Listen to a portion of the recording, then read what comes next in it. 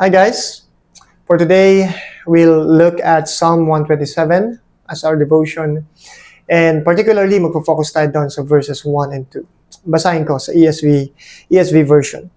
Unless the Lord builds the house, those who build it labor in vain. Unless the Lord watches over the city, the watchman stays awake in vain.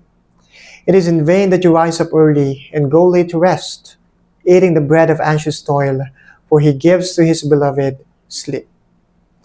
Isa to sa mga comforting and I don't know for you, this is one of my favorite psalms. At mahalaga din na makita natin yung context nitong psalm para mas makita natin yung meaning nito para sa atin ngayon. At kung titinan nyo sa mga modern Bibles natin today, merong subtitle doon sa Psalm 127 that it's a song of ascents. At itong Song of Ascents, it is a series of psalms simula sa Psalm 120 onwards na kung saan ito ang inaawit ng mga pilgrims going to Jerusalem. At ito rin yung nagde-demonstrate ng kanilang experience. Sila yung mga believers na bagamat sila ay na-exile outside of Israel at sila ay sawang-sawa na pagod sila doon sa kasamaan ng mga nasa paligid nila, yung mga unbelievers. At sila ay gustong pumunta doon sa Jerusalem kung saan nandun yung temple and nandun yung expectations nila na pagdating doon is going to be a land of peace, a city of godliness and righteousness at nandun sila to worship God together with other people. But along the way, may kita mo yun sa mga Psalms, simula sa Psalm 120. And along the way, nung nandun na sila, they were disappointed. Nakita nila na itong city mismo, na kung saan nandun yung temple ng Diyos, nakita nila nandun yung unrighteousness. Merong corruption. Why? Because even sinners live in Jerusalem. At nandun yung kanilang prayer, the Lord help us, restore us. And ito, pagdating sa Psalm 127, it gives a hint na para dun sa mga believers na nandun sila sa mismong lugar na talamak yung kasamaan sa paligid nila. Nandun yung kanilang desire to make a solution. Gusto nila ayusin yun. At gusto nilang ma-restore ng Diyos yung kanilang city. And this reminds them that at the end of the day, ano man yung mga effort natin to fix things, to prepare and to right the wrongs, ang Diyos pa rin ang siyang kikilos. Ang Diyos pa rin ang siyang kikilos. So whatever you build, unless the Lord builds it, it is in vain. Your effort is in vain unless whatever you're protecting and preserving, unless si Lord ang siya mag-ingat nito at magpanatili nito, you're doing it in vain. Now, of course, hindi sinasabi dito na hindi na tayo magiging responsible. We are responsible. God also uses our efforts as His instruments. Pero babalik tayo sa reality na at the end of the day, from start to finish, ang Diyos pa rin ang siya masusunod. Ang Diyos pa rin ang dapat natin na pagkatiwalaan. Hindi ang ating mga sarili, hindi ang ating mga karunungan, hindi ang ating mga efforts, hindi rin ang ating mga resources, ang ating mga pera. And that is the same thing with our society and the same thing with our family, which is the basic unit of society.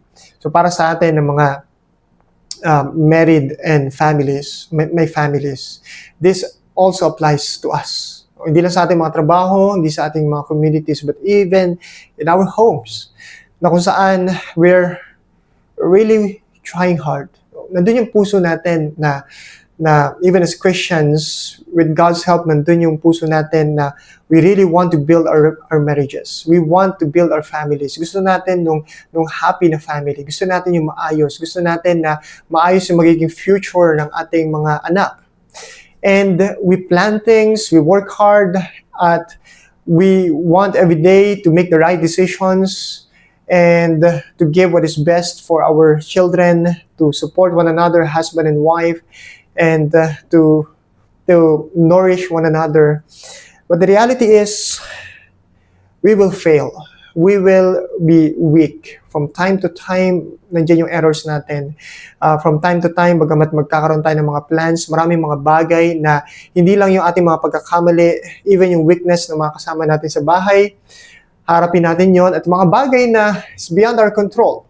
like crisis, or may magkakasakit, o magkakaroon tayo ng mga trials, mawawala ng trabaho, at maiipit tayo sa ating mga budget, ating mga income. And there's so many things na kailangan natin harapin sa ating family. And itong mga trials na ito, it is actually a blessing in disguise, because it puts us to the end of ourselves. At nakita natin yung reality na we cannot trust ourselves but God alone. Ano man yung gagawin natin, yes, we need to be faithful, we need to be diligent, okay? We need to trust God and follow God sa mga ginagawa natin. But at the end of the day, we need to trust God. Kailangan natin na ipagkatiwala sa Kanya itong mga efforts natin, like yung pagpapalaki ng ating mga anak, o yung mga habits natin na magkaroon tayo ng family worship, mag-usap tayo bilang mga mag-asawa at i-resolve natin mga issues, turuan natin mga anak natin. May mga times na pwedeng hindi natin nakikita agad yung result ng mga bagay na ito, but we just have to do it. We just have to do it and trust God. The Lord, I'm building these things, I'm doing these things, and di ko alam kung kailan ko makikita yung fruit nito, but we just have to trust God. And ano man yung effort natin, alam natin na ang Diyos ang siyang bahala. And even, actually, in our weaknesses, even in our errors, alam natin ang Diyos pa rin ang siyang bahala. Tatawag tayo sa Diyos, hingi tayo ng tulong sa Diyos, at hingi tayo ng kanyang gabay at grasya na gawin natin kung ano lang yung kaya natin gawin.